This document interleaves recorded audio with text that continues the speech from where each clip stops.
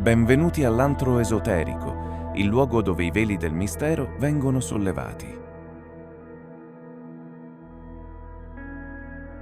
Immaginate 9 cavalieri, nobili di nascita ma umili nelle loro azioni, che attraversano il mare per raggiungere la Terra Santa. Ufficialmente, la loro missione è proteggere i pellegrini cristiani. Ma è davvero questa l'unica ragione per cui l'Ordine dei Templari venne fondato? Oggi inizieremo un viaggio affascinante alla scoperta delle vere origini dell'Ordine del Tempio. Un viaggio che ci porterà lontano dalle narrazioni storiche convenzionali per addentrarci nei misteri dell'Oriente e nelle conoscenze esoteriche che questi cavalieri forse erano destinati a recuperare e proteggere.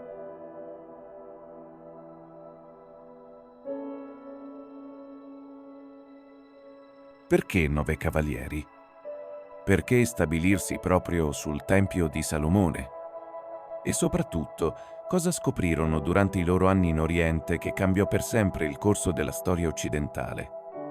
Se siete pronti a scoprire i segreti che si celano dietro uno degli ordini più enigmatici della storia, continuate a guardare questo video. Iscrivetevi al canale e lasciate un like. Vi prometto che la vostra visione dei Templari non sarà più la stessa.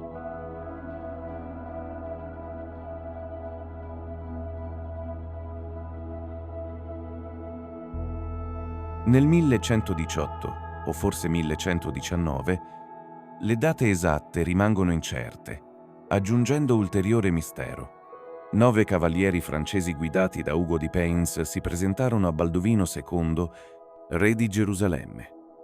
La loro dichiarata intenzione: proteggere i pellegrini cristiani che viaggiavano verso la Terra Santa. Il re concesse loro un'ala del suo palazzo, costruito sulle rovine dell'antico Tempio di Salomone. Da qui il nome Poveri Commilitoni di Cristo e del Tempio di Salomone, i Templari.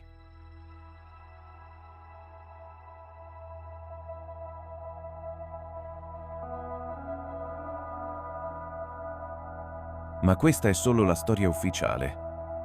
Ciò che la narrazione convenzionale non spiega è perché 9 cavalieri esperti pensassero di poter proteggere efficacemente le strade pericolose della Palestina. 9 uomini contro bande di predoni? La matematica semplicemente non torna.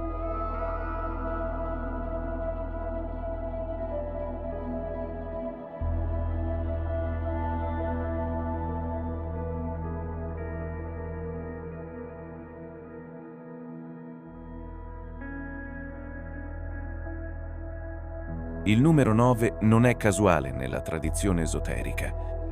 Rappresenta la completezza, l'adempimento e appare ripetutamente nei sistemi mistici di numerose culture. Nella Kabbalah, 9 sono le sfere dell'albero della vita, escludendo Malkut, il regno materiale. 9 sono i cori angelici nella gerarchia celeste. I nomi dei 9 fondatori: Ugo di Payens, Goffredo di Saint-Omer, André de Montbard, Payen de Montdidier, Arcambou de Saint-Amand, Geoffroy Bisol, Rossal, Gondemare e Hugues de Champagne formano un gruppo iniziatico che rispecchia antiche tradizioni misteriche. È interessante notare che André de Montbard era zio di Bernardo di Chiaravalle, il grande sostenitore dell'ordine che ne scrisse la regola e ne assicurò il riconoscimento papale. Queste connessioni familiari suggeriscono una rete preesistente con obiettivi ben definiti.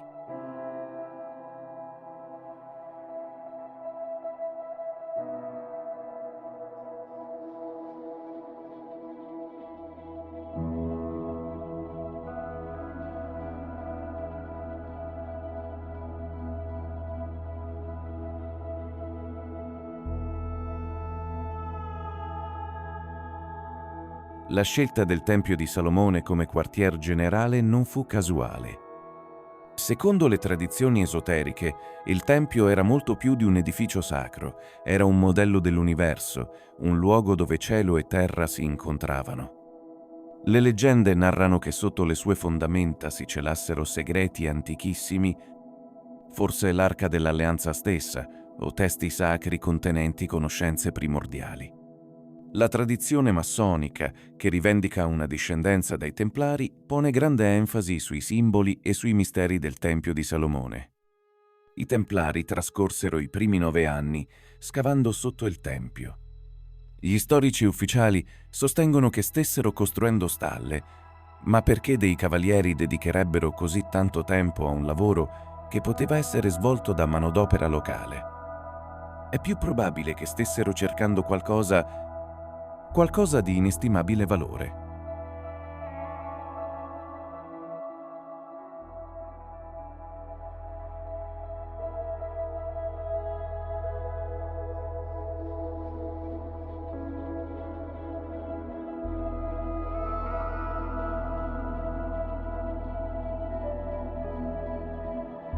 Durante la loro permanenza in Oriente, i Templari entrarono in contatto con diverse correnti spirituali.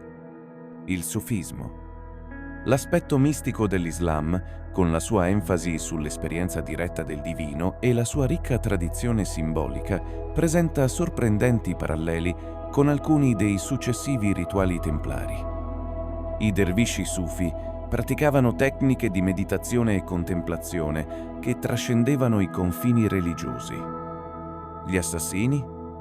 Questa setta ismaelita, guidata dal leggendario Vecchio della Montagna, possedeva una struttura iniziatica simile a quella che i Templari avrebbero poi adottato. Nonostante fossero nominalmente nemici, esistono documenti che suggeriscono contatti e scambi tra le due organizzazioni. Le comunità gnostiche orientali. In Siria e in altre parti del Medio Oriente sopravvivevano antiche comunità gnostiche che preservavano insegnamenti considerati eretici in Occidente. I Templari potrebbero aver avuto accesso a testi e insegnamenti che erano stati perduti in Europa.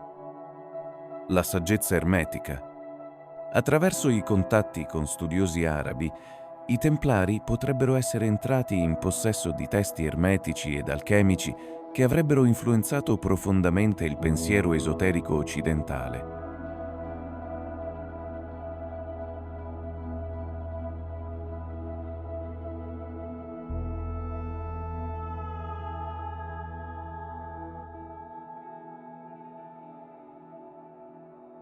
Cosa portarono esattamente i Templari dall'Oriente all'Occidente?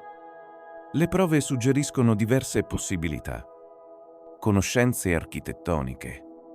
L'improvvisa fioritura dell'architettura gotica in Europa coincide con il ritorno dei Templari dall'Oriente.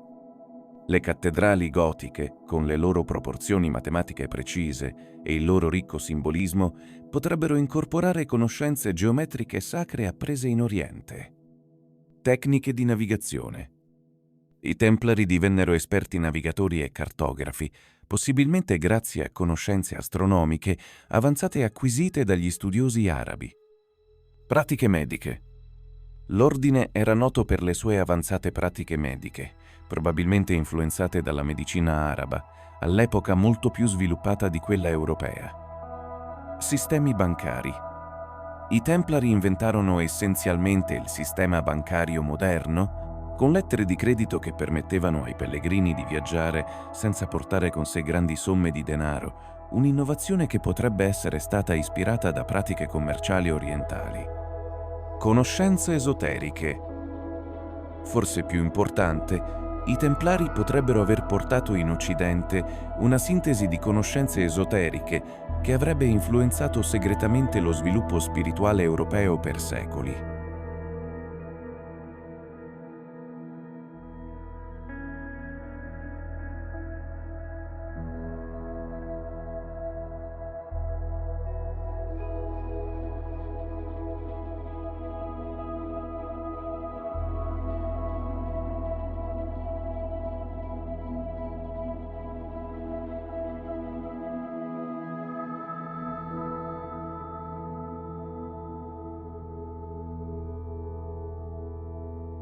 I sigilli e i simboli templari rivelano influenze orientali.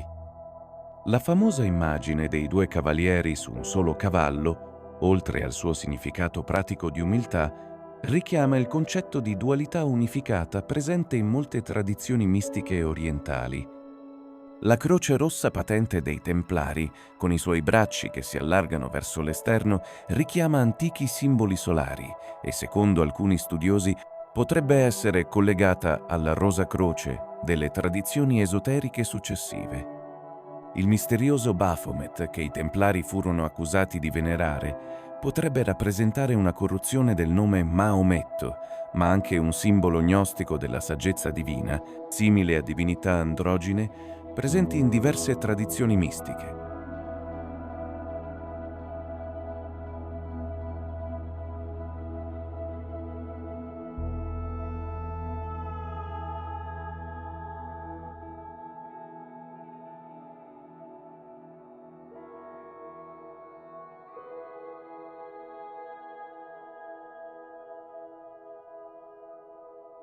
Siamo giunti alla fine di questo viaggio attraverso le origini esoteriche dei Templari ed i loro legami con le tradizioni mistiche orientali.